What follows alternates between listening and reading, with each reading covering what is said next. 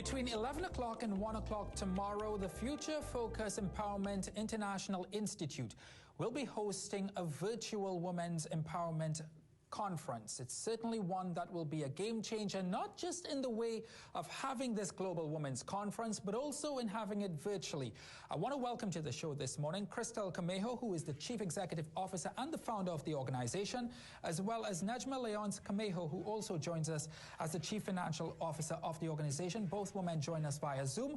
Thank you very much, ladies. Welcome to the show. Hi, good morning. Hi, hello. So happy to have you ladies on with us. Crystal, I'll start with you. Tell me about this Global Women's Conference. Okay, so the 2020 Global Women's Empowerment Conference was the vision of a collective effort of young global leaders we call the Global Leaders Movement at the United Nations. We are accredited organization on the ECOSOC.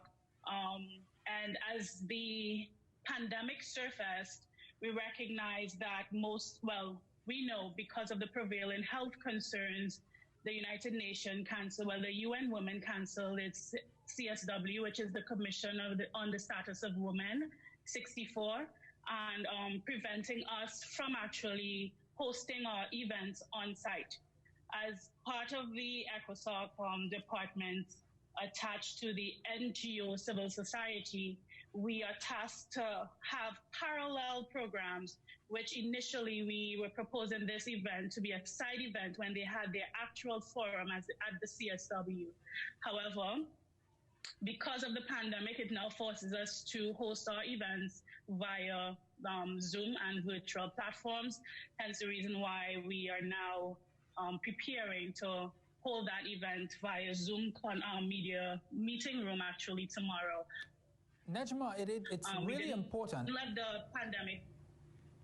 Yes. I'm sorry to cut you in, Crystal. I wanted to bring Nejma into the conversation because, Nejma, I wanted to ask you, it's important that your organization and the work your organization does remains relevant even during a pandemic. Yes, definitely. We think about the way the world is changing and the way that we have to change with the world. This pandemic, no one thought that it would come. No one knew that it would come, and we really thought that we needed to let women know that this is the time for change. The time for change is now. We have to be prepared. And this is the reason why we decided to have this event. We want to have women to be empowered and to be prepared to learn the things and know the things that they need to know in the future, because the world is changing. It's not going to go back to what we knew before this COVID pandemic. What can we expect?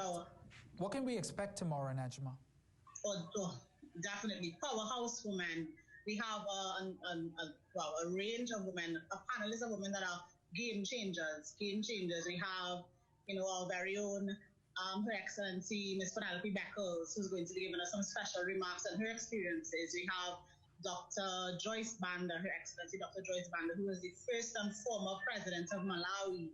We have our very own Renee Cummings. She's an expert in artificial intelligence. We have Dr. Sophia Mohammed. She's a health expert. We have Dr. Camille Wardrop-Alain. She is a NASA specialist. We have a powerhouse of women here to share their experience and their expertise. I thought you were over-exaggerating when you said powerhouse, and now I'm not. Now I understand why you're saying powerhouse. You have every right to use that word. That is a high-powered team. Congratulations on getting them all together, by the way. You know why you're saying powerhouse. You have every right to use that word. That is a high-powered team. Congratulations on getting them all together, by the way. You have some significant numbers who have already registered for this Zoom conference. Yes. Crystal, can you give me those numbers, Crystal? It's right as of 5 minutes ago. It was 363 persons, and the numbers are expected to climb because our partners in Malawi, Ghana, Liberia, they're actually mobilizing people on the ground. So I know for sure that it's going to be a jam-packed room. I just reached out to one of our special remarks invitees. She is 12 years of age, from Kenya. She is the youngest otter in that land. and she's also a poet. She would be gracing us with her presence also. Her name is Natalie Wambui. She will be the youngest person at the conference, and she's mobilizing her troops also because she has a significant following as well. Wow. So I know definitely the numbers are going to climb within the next 24 hours. Crystal, how much more important does it become for us to continue empowering our women in terms of leadership roles in our societies during this pandemic? As you said, as Nejma said, the world is not going to return to any sort of normality. Yes. Well, as of now, we're not able to define what post-COVID-19 would look like.